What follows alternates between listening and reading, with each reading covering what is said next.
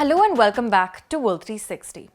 Through the Ukraine war, we've seen the West impose financial sanctions on Russia, but now we're seeing sanctions being implemented in innovative ways. But before we delve into this, we need to first look at a very special Russian territory. Kaliningrad, named after Bolshevik revolutionary Mikhail Kalinin, is a small territory wedged between Lithuania and Poland that belongs to Russia. Cut off from the mainland, Kaliningrad is connected to the rest of Russia by a rail line that runs through two countries. As you can see from this map, the railway line runs through Lithuania and Belarus. This may seem odd, but there are in fact many territories across the world like Kaliningrad. They are known as exclaves, a portion of territory of one country that is completely surrounded by territory of other countries. One example is Nakhchivan, which is a part of Azerbaijan but is located in Armenia.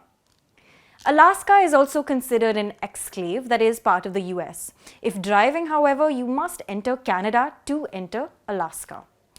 Exclaves are not to be confused with enclaves. An enclave is a territory completely surrounded by the territory of another country. For example, Lesotho is a country in South Africa. San Marino and the Vatican City are enclaves within Italy. There is even a Bangladeshi enclave in India known as Dahagram Angarpota, which has a population of about 17,000 people. So what does an exclave like Kaliningrad have to do with the Ukraine war? On Monday, Lithuania said it would halt transportation of EU-sanctioned goods coming from Russia across Lithuanian territory into Kaliningrad. The banned goods included concrete, wood, and alcohol, among others. However, on Wednesday night, Lithuania appeared to have backtracked by saying it will allow the transit of goods between Kaliningrad and mainland Russia. Keep in mind that Kaliningrad is Russia's only port on the Baltic Sea that is free of ice throughout the year. It is strategically and militarily advantageous to Russia. Now, Moscow had earlier called Lithuania's ban an illegal blockade and warned that it would adopt harsh measures against Lithuania and the EU if the ban was not lifted. As we know, Belarus, the other country through which the rail line passes, is not a problem for Russia, considering Belarusian President Alexander Lukashenko is a close ally of Vladimir Putin.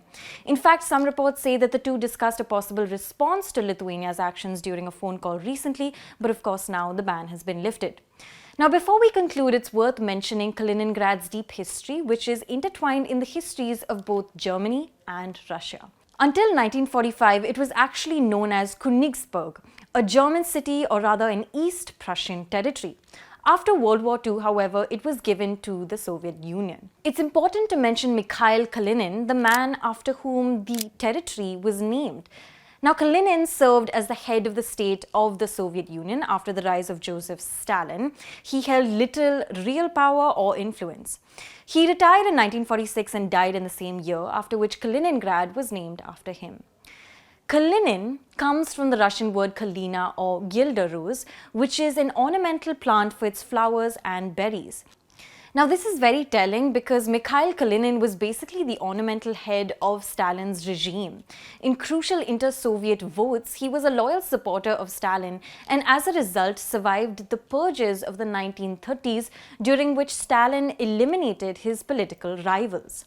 On that note, thank you so much for watching. This is Pia Krishnankutty for ThePrint. Do subscribe to ThePrint.in and follow us on social media.